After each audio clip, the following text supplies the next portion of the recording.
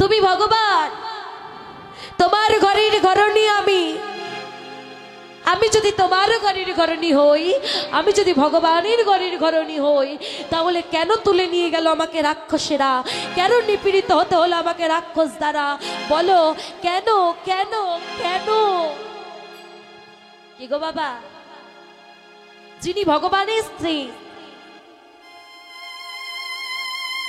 ভগবানের ঘরের ঘরণী,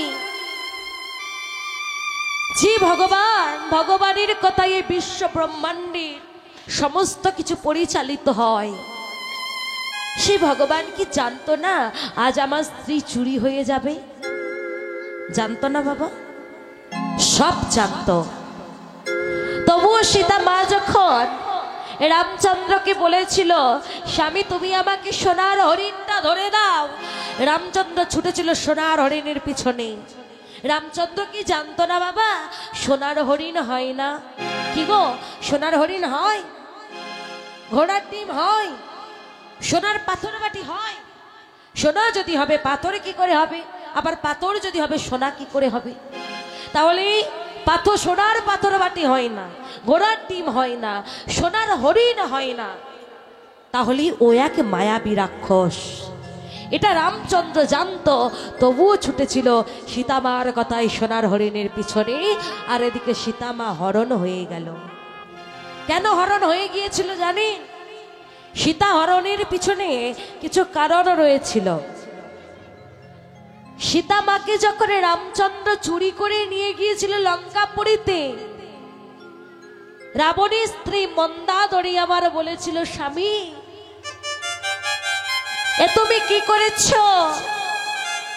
তুমি সীতামাকে কেন তুলে এনেছো? স্বামী যাও তুমি ফিরিয়ে দিয়ে এসো, সীতামাকে তুমি এইভাবে তুলে আনতে পারো না, ফিরিয়ে দিয়ে এসো তুমি প্রভু রামচন্দ্রের কাছে।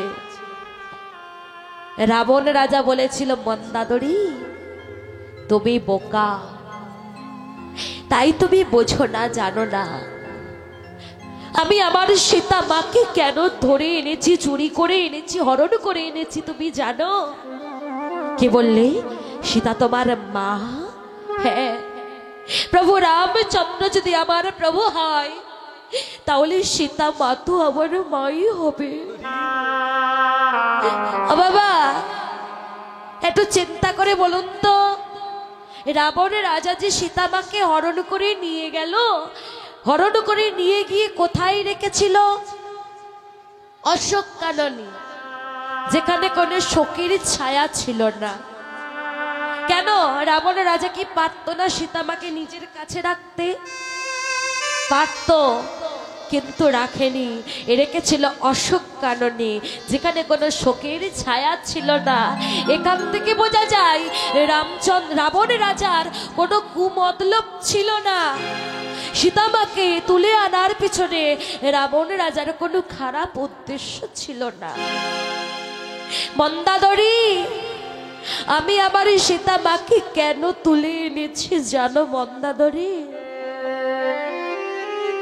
আমি যদি আমার সীতামাকে নিয়ে না আসতাম আমার লঙ্কাপুরীতে, তাহলে কখনো আমার রাজ্যে লক্ষ্মীশ্রী প্রতিষ্ঠা হতো না। যদি লক্ষ্মীশ্রী প্রতিষ্ঠা না হতো, তাহলে তুলসী বৃক্ষরোপণ হতো না। যদি তুলসী বৃক্ষরোপণ না হতো, তাহলে মহোৎসব হতো না। যদি মহোৎসব না হতো, তাহলে মহাপ্রসাদ হতো না। যদি মহাপ্রসাদ না হতো, ভক্ত সেবা হতো না। আর যদি ভক্ত সেবা না হতো, ভক্তির হৃদয়েতে ভক্তি জন্মানিত না।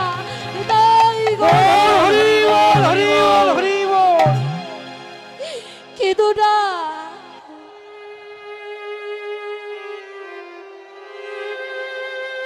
মন্দাদরী কেঁদো না,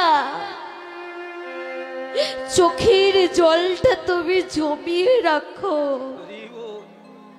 দেখো আমি কাঁদছি না, তবে আমি কাঁদবো কবে জানো? যেদিন আমার সীতামাকে উদ্ধার করবার জন্য আমার ভগবান রামচন্দ্র আসবে আমার লঙ্কাপুরীতে। সেদিন যদি আমার রাজ্যে জলে না থাকে, আমি নয়নে জলে চর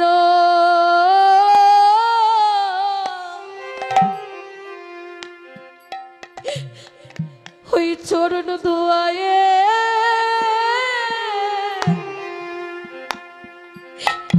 দেব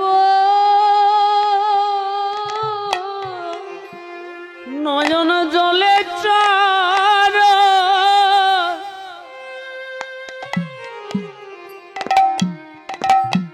চরণ ধুয়ায়ে দেব আমার নয়নে জল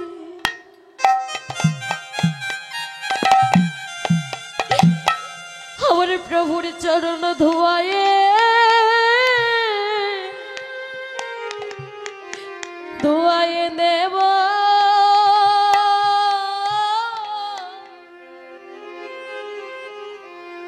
তোমার ওই চরণে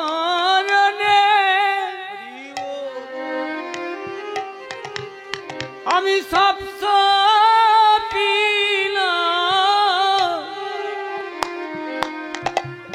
আমার বলতে কিছু রাখলাম না গো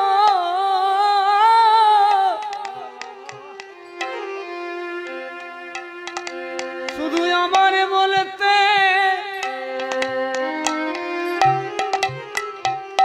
আর কে আছে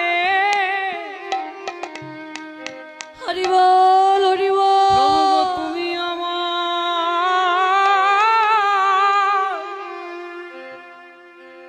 আমার জীবন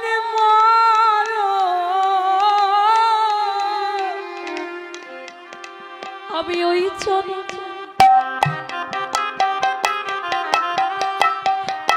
ঠাই দিলাম প্রভু আর তো কিছু চাই না আমি ওই চরণে ঠাই দিও শুধু এ জন্মে নয় জন্মে জন্মে ওই চরণে ঠাই দিও আমায় চরণ ছাড়া করো না গো ওই চরণে ঠাই দিও শুধু এ জন্মে নয় জন্মে জন্মে হরি হরি ঠাই দিও শুধু এ জন্মে নয় জন্মে জন্মে আমায় ওই চরণে ঠাই দিও জন্মে নয়